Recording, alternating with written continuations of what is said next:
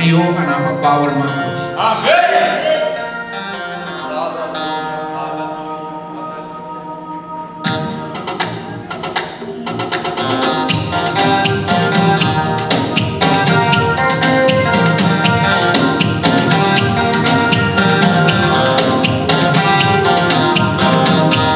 Jiraachuu farra ga'uun koo jenna walii wajjin.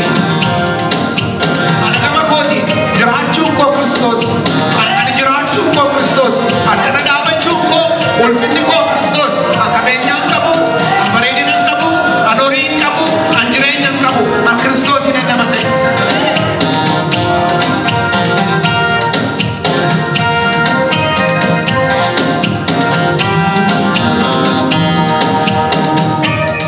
Jiraachuu farra ga'uun koo everything humnaan gargaarsa isaatii maraara isaatii haallee taashifee miidhaa boba'uu keessa waaqayyoo baay'ee nawaasee maddiisaa gogatee gadaan diinota fooyyanaasisee waaqayyoo kan maalitii waaqayyoo kan maalitii